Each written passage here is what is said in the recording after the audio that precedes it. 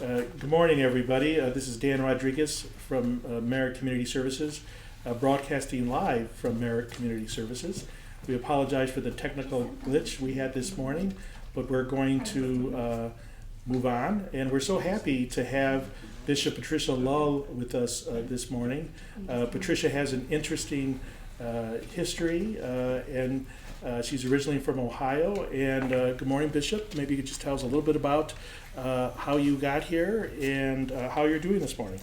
Thank you, Dan. I am a native of Ohio, and I am grateful that I've lived 20 years in Minnesota. It doesn't make me a Minnesotan yet, but I'm on a probationary route for this to be my forever home here.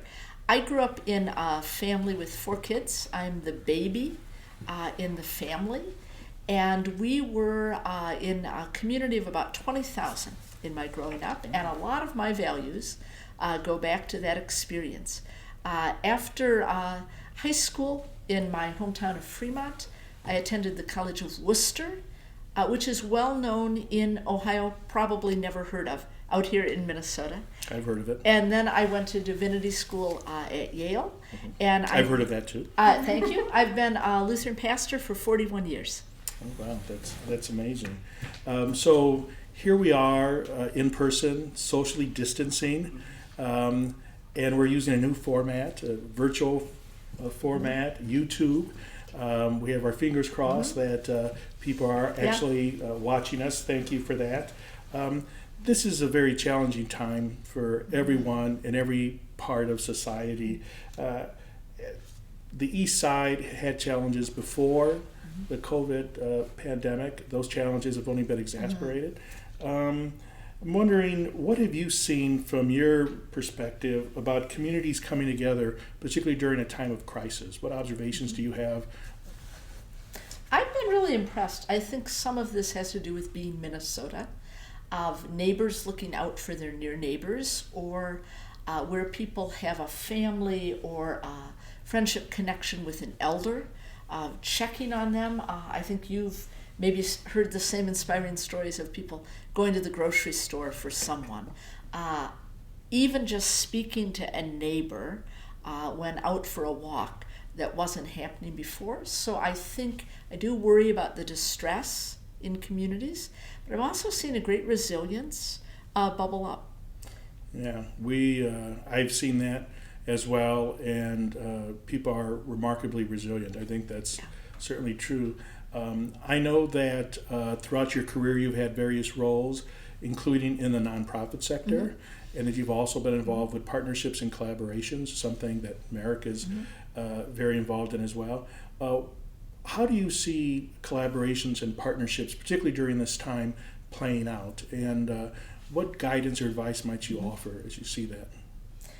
In the church, we often speak of those who are members, those who are part of a faith community, but there's also a phrase long used, people of goodwill.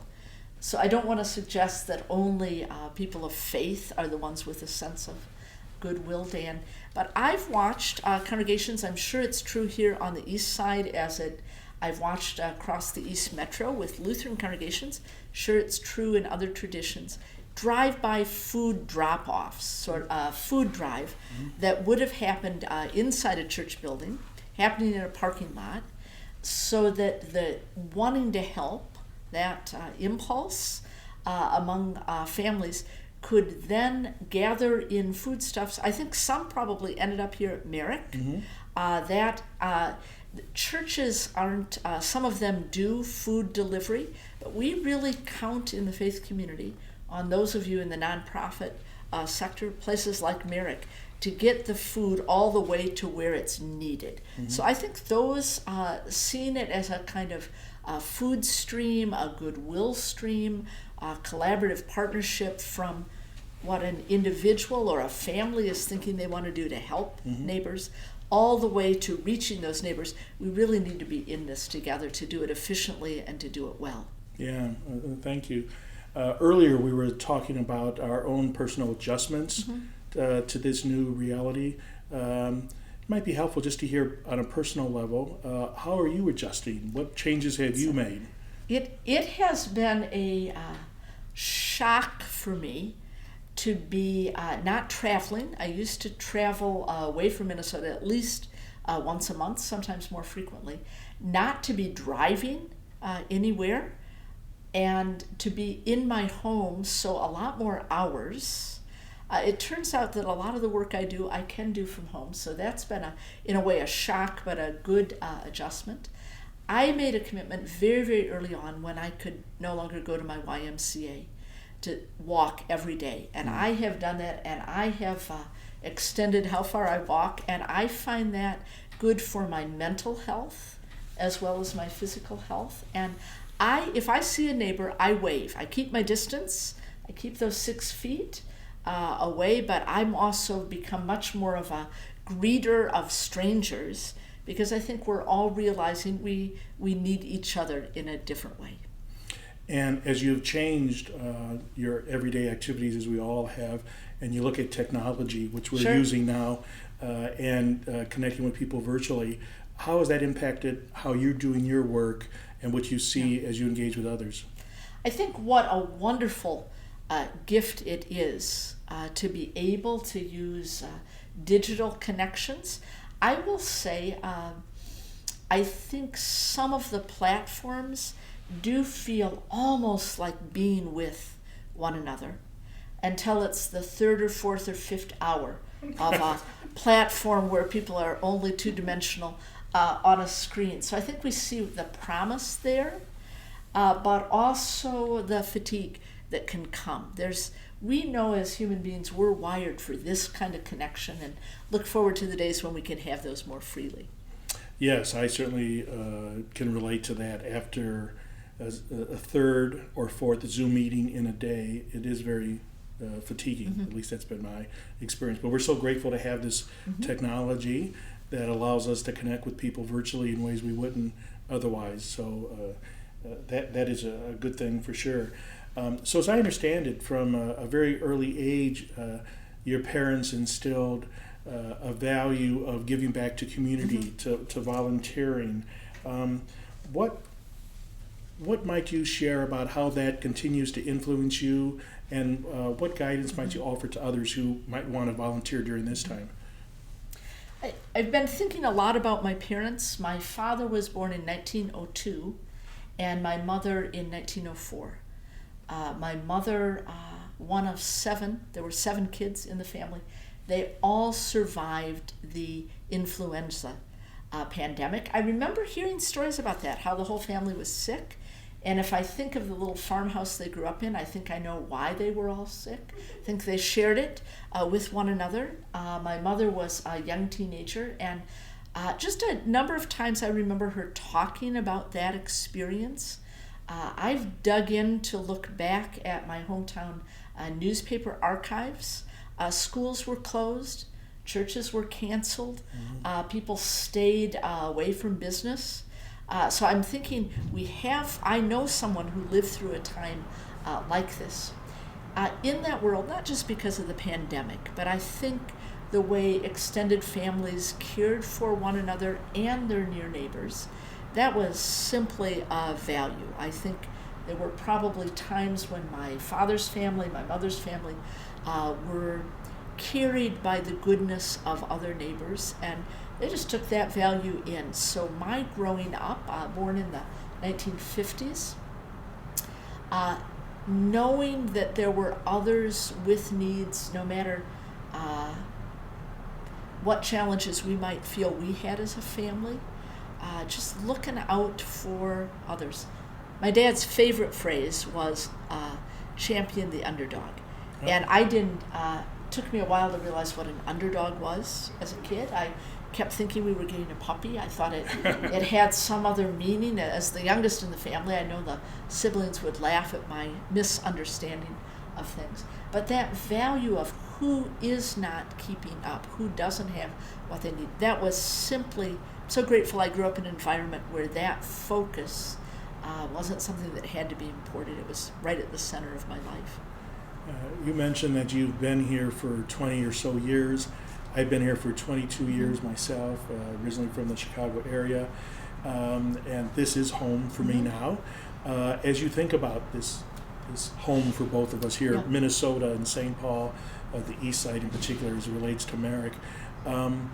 What have you noticed during this time of crisis when you look to your neighbors and you look to others in your community? What have you observed? I think one of the things I observed, and I actually am aware of it, I live on a bus route. Things are eerily quiet. I see the buses. I'm on the number 3 route, and there might be one person, 2 people. So I know we're staying home, and I wonder if I'm out in my yard doing yard work, which we've all taken up, and I see those nearly empty buses. I think about the drivers who keep showing up to do that work, but I wonder where the other people are. So what is a little intriguing for a week or two, maybe even has some nice springtime moments, feel kind of leisurely. We're now far enough into this that I wonder who I'm not seeing go by in the bus, what's going on in their lives, are they well, do they have what they need? Quiet is a kind of mixed tone in our lives, and I think it's caused me to wonder about who I'm not seeing. That's an important point. Just because we don't see people doesn't mean they don't have issues and needs Right. that need addressing. We know at Merrick, work continues, and we're still providing food every day, Monday through Thursday. We're doing curbside distribution, as you know. We're doing Meals on Wheels deliveries a couple days a week, back from 5 days a week. And there still is a need for us to have volunteers, and so I wanted folks to be aware that as we're getting ready to slowly return to a little bit more of normalcy, whatever that is, over a period of time, that if any of you out there are interested in volunteering, or if you're former volunteers, you can certainly contact us. You can call us at 771-9339, or you can contact us by email on our website. You can contact us there at merrickcs.org. That's merrickcs, as in communityservices.org. And we're looking very much to reconnecting with our volunteers. Some of our volunteers had to take a bit of a hiatus because their offices closed, and they would volunteer maybe over the lunch hour. So we're looking forward to them coming back, and that can't happen soon enough. I just have a few minutes left. Talking about the future, we were speaking about this before we started. What do you see taking place within the Senate and with your colleagues that you're talking to? What advice might you offer as all of us are trying to figure out what it means to re-engage in a safe manner? My staff has said to me that I may no longer say we have to hold hands and be in this together, because for a while we can't hold hands, but in a virtual sense. Yeah. I think this is really where we have to be present for each other more so.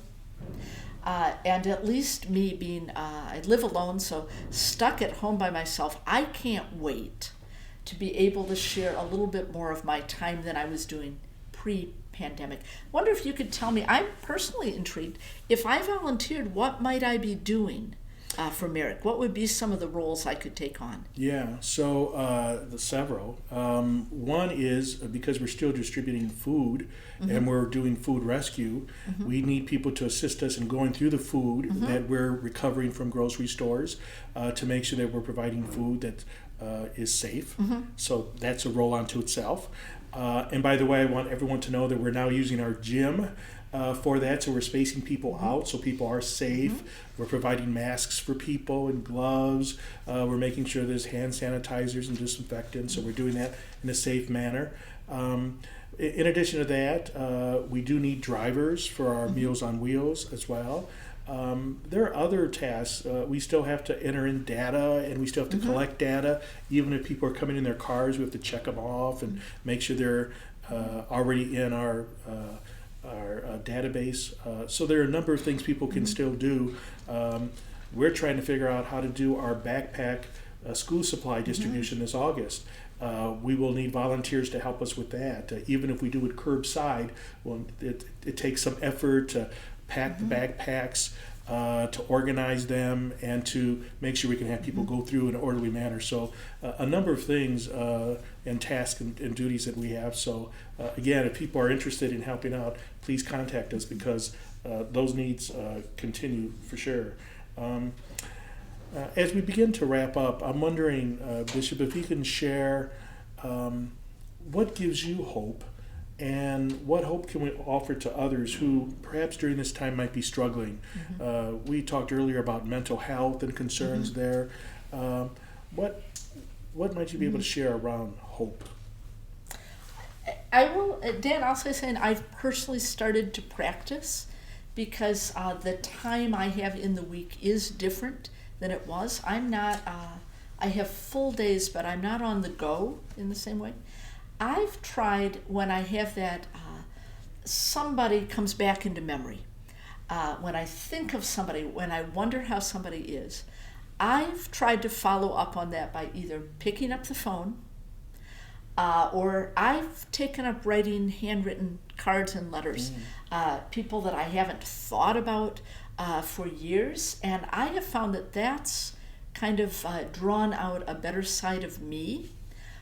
When I can't, in those old-fashioned ways, just from a few months ago, of gather with a person, there's still ways I can connect. So I've been myself at that first impulse of remembering somebody, thinking, is this someone I can call up? Can I say a prayer for them? Certainly. But could I call them? Could I send a card? And one of my college friends surprised me. I got a postcard yesterday. It was so much fun. She had my address. She sent a little message, and I just knew from many miles away she was thinking of me as I might be thinking of someone else. So I think we will find those ways. I'm determined that we will make it through this pandemic, but I want us to be a different kind of neighbor to neighbor here in Minnesota, not slipping back into what's the least we can do, but what's the most we can do.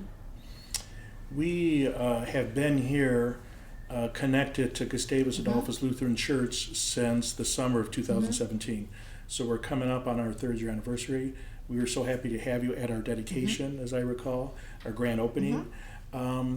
And we've been having conversations with the congregation and the leadership here since before 2017, and what it would look like, a partnership collaboration on the east side, as you know. We've had many conversations, you and I, about that.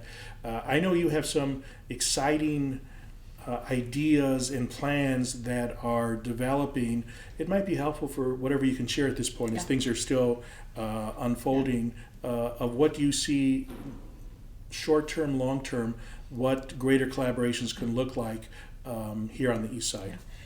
The east side of St. Paul's always been a strong neighborhood, but it's also a pivotal neighborhood for the well-being of the East Metro. And there are, the last I counted, it's been a little while since I could take attendance or ask about attendance in a worship service, but I think there are about 120,000 Lutherans in the East Metro. Many, many other people of deep faith, and also those folks of goodwill. But I'm determined that the Lutheran community, I feel we're called by God to make more of partnerships on the east side. So we have some plans that were ready to unfold before we were all sent home. I think yet this fall they will unfold for a really transformative partnership between the Lutheran community, not just on the east side, but focusing on the east side as a place. The well-being of the east side is really the well-being of the whole East Metro. Well, thank you. And Merrick is very excited to work with you in the Synod and people in the Lutheran Church and other communities of faith as well. So we're very excited to hear that. I think that's a wonderful place to end this for today. We apologize for the technical difficulties we had early on. We want everyone to know that we'll be doing another community conversation with Commissioner Jim McDonough, our neighbor here on the east side, and we'll be doing that May 28th, again at 8:30. There'll be more information about that. Thank you so much for your ongoing support. We really appreciate it. Have a good day.